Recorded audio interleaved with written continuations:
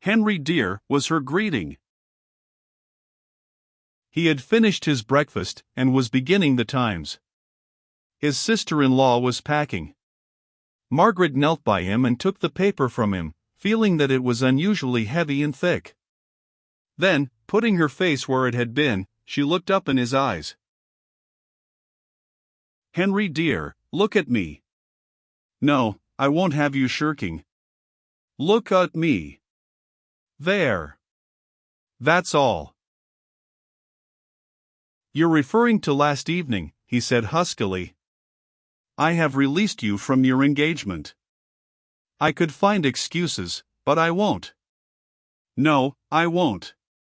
1,000 times no. I'm a bad lot, and must be left at that. Expelled from his old fortress, Mr. Wilcox was building a new one.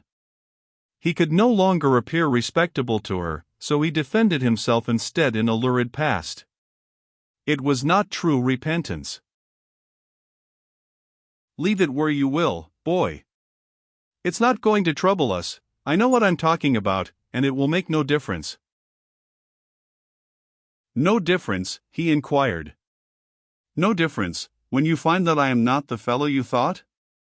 He was annoyed with Miss Schlegel here. He would have preferred her to be prostrated by the blow, or even to rage. Against the tide of his sin flowed the feeling that she was not altogether womanly. Her eyes gazed too straight, they had read books that are suitable for men only.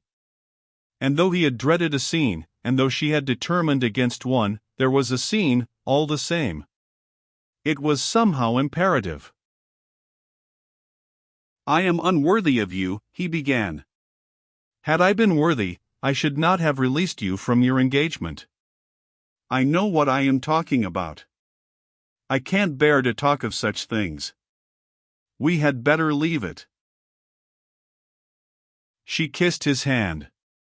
He jerked it from her, and, rising to his feet, went on, You, with your sheltered life, and refined pursuits, and friends, and books, you and your sister, and women like you, I say, how can you guess the temptations that lie round a man?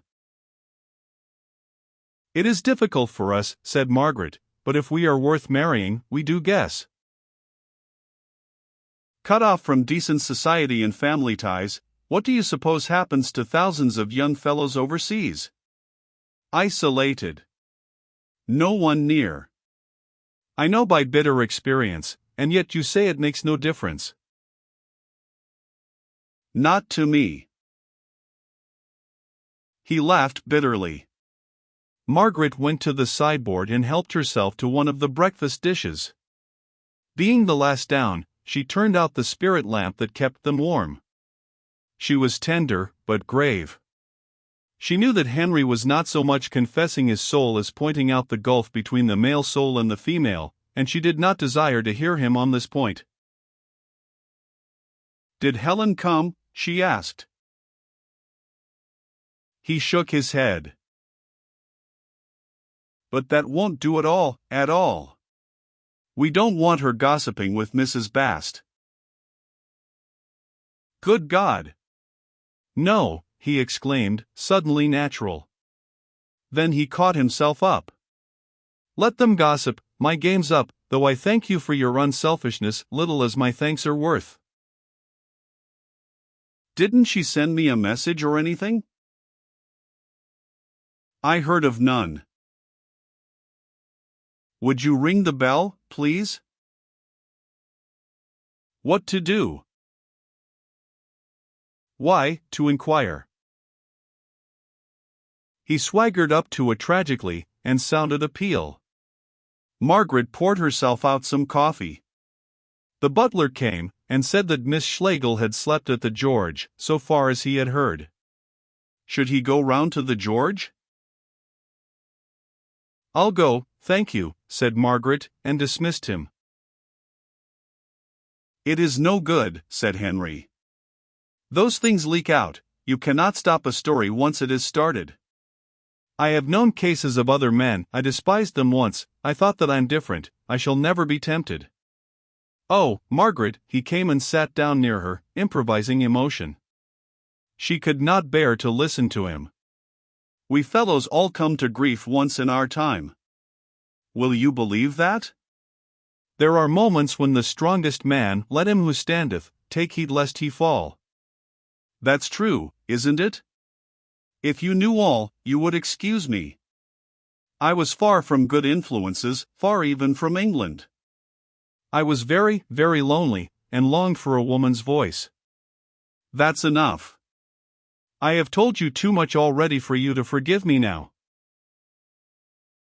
Yes, that's enough, dear. He lowered his voice, I have been through hell. Gravely she considered this claim. Had he? Had he suffered tortures of remorse, or had it been there? That's over. Now for respectable life again? The latter, if she read him rightly. A man who has been through hell does not boast of his virility. He is humble and hides it, if, indeed, it still exists. Only in legend does the sinner come forth penitent, but terrible, to conquer pure woman by his resistless power. Henry was anxious to be terrible, but had not got it in him.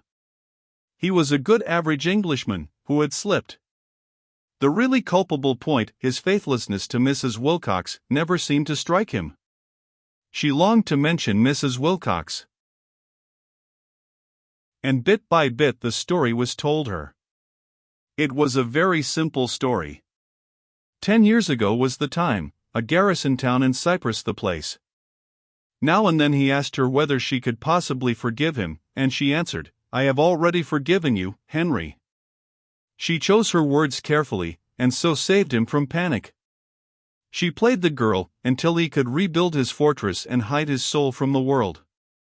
When the butler came to clear away, Henry was in a very different mood, asked the fellow what he was in such a hurry for, complained of the noise last night in the servants' hall. Margaret looked intently at the butler. He, as a handsome young man, was fatally attractive to her as a woman, an attraction so faint as scarcely to be perceptible, yet the skies would have fallen if she had mentioned it to Henry. On her return from the George the building operations were complete, and the old Henry fronted her, competent, cynical, and kind.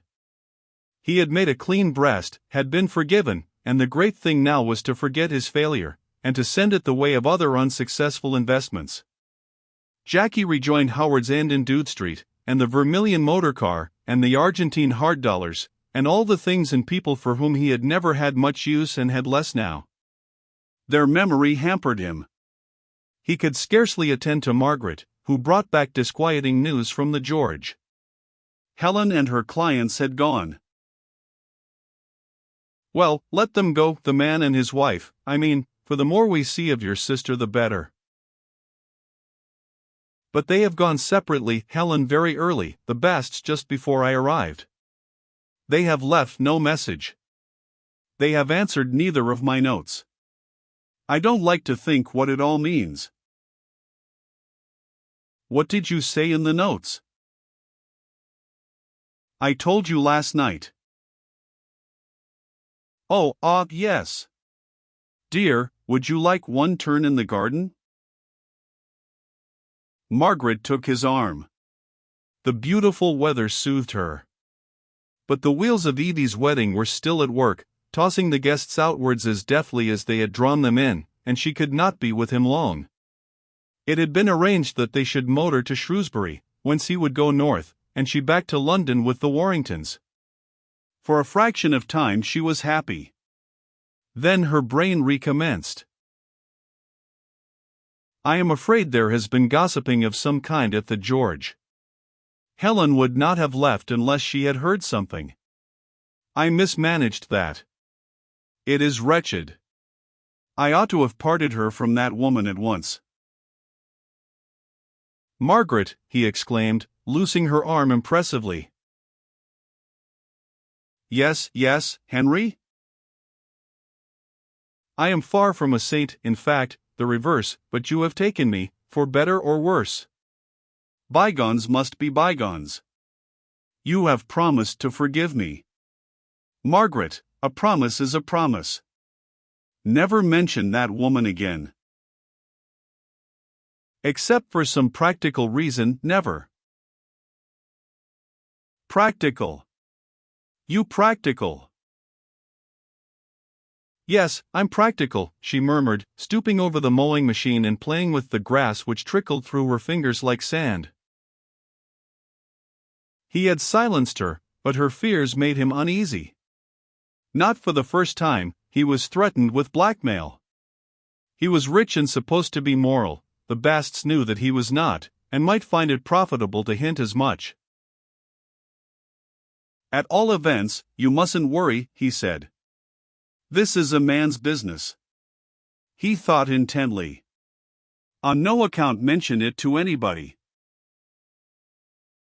Margaret flushed at advice so elementary, but he was really paving the way for a lie. If necessary, he would deny that he had ever known Mrs. Bast, and prosecute her for libel. Perhaps he never had known her. Here was Margaret, who behaved as if he had not. There the house. Round them were half a dozen gardeners, clearing up after his daughter's wedding. All was so solid and spruce, that the past flew up out of sight like a spring blind, leaving only the last 5 minutes unrolled. Glancing at these, he saw that the car would be round during the next 5, and plunged into action. Gongs were tapped, orders issued, Margaret was sent to dress, and the housemaid to sweep up the long trickle of grass that she had left across the hall.